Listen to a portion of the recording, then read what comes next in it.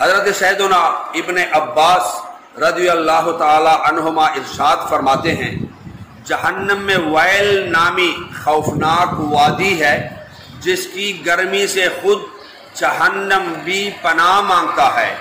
اور یہ اس شخص کا ٹھکانہ ہے جو نماز کو وقت گزار کر پڑھتا ہے۔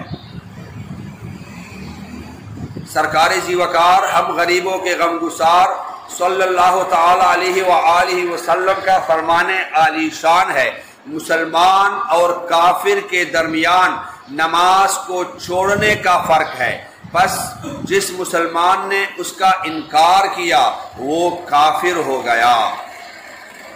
نبی مکرم نور مجسم رسول اکرم شاہ بنی آدم صلی اللہ تعالی علیہ وآلہ وسلم کا فرمان عبرت نشان ہے، جو نماز کے معاملے میں سستی کرے گا اللہ عز و جل اسے 15 سزائیں دے گا، ان میں سے 6 دنیا میں، 3 موت کے وقت، 3 قبر میں اور 3 قبر سے نکلنے کے بعد ہوں گی۔ دنیا کی 6 سزائیں یہ ہے، اللہ تبارک و تعالی اس کی عمر سے برکت ختم کر دے گا۔ نمبر 2، اللہ تبارک و تعالی اس کے چہرے سے نیک لوگوں کی علامت مٹا دے گا۔ نمبر 3، اللہ عز و جل اس کے کسی عمل پر اجر و ثواب نہ دے گا۔ یہ ہم کس کے بارے میں سن رہے ہیں؟ بے نمازی کے بارے میں، کہ بے نمازی کو اللہ تبارک و تعالی 15 سزائیں دے گا، ان میں سے جو 6 دنیا میں دے گا وہ یہ ہوں گی، اس کی زندگی سے برکت ختم کر دے گا، اس کے چہرے سے نیک لوگوں کی علامت مٹا دے گا، اللہ عز و جل اس کے کسی عمل کا اجر و ثواب نہ دے گا، اس کی کوئی دعا حق تعالی کے آسمان تک بلند نہیں ہوگی، یعنی اس کی کوئی دعا قبول نہیں ہوگی، دنیا میں مخلوق اس سے نفرت کرے گی اور نیک لوگوں کی دعا میں اس کا کوئی حصہ نہ ہوگا۔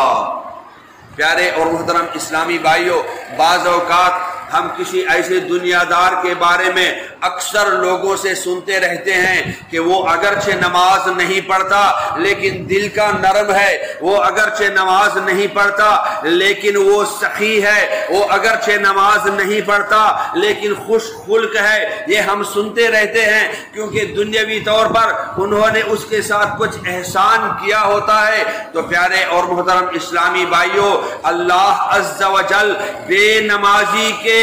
کسی عمل پر اجر و ثواب عطا نہیں کرتا۔ موت کے وقت کی 3 سزائیں یہ ہیں کہ وہ ذلیل ہو کر مرے گا، بھوکا مرے گا، مرتے وقت اتنی سخت پیاس لگے گی کہ اگر سارے دریاؤں کا پانی بھی اسے پلا دیا جائے تو پیاس نہ بجھے گی۔ قبر میں 3 سزائیں یہ ہوں گی، اللہ عز و جل اس کی قبر کو تنگ کر دے گا، قبر اسے اس طرح دبائے گی کہ اس کی پسلیاں ٹوٹ پوٹ کر ایک دوسرے میں پیوست ہوں گی، اس کی قبر میں آگ بھڑکا دی جائے گی جس کے انگاروں میں وہ دن رات الٹ پلٹ ہوتا رہے گا،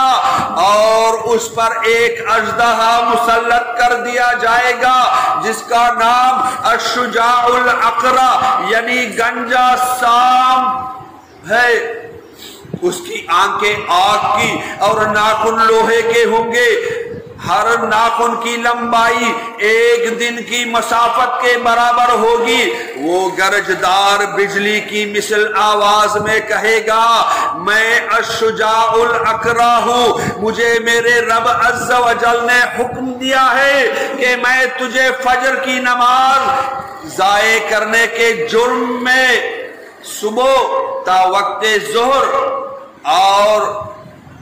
نماز ظہر نہ ادا کرنے پر عصر تک،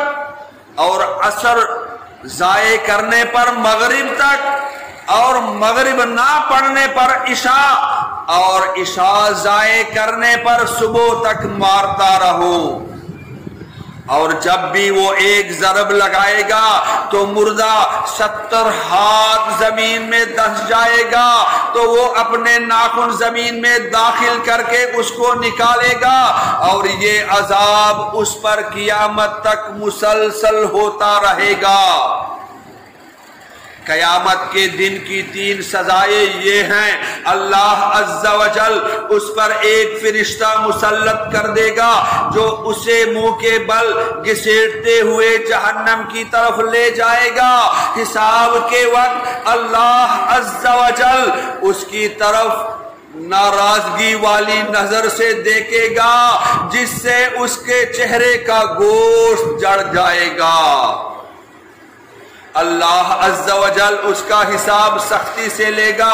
جس سے زیادہ سخت و طویل کوئی عذاب نہ ہوگا۔ اللہ عز و جل اس کو دوزخ میں لے جانے کا حکم صادر فرمائے گا، اور جہنم کتنا برا ٹھکانہ ہے۔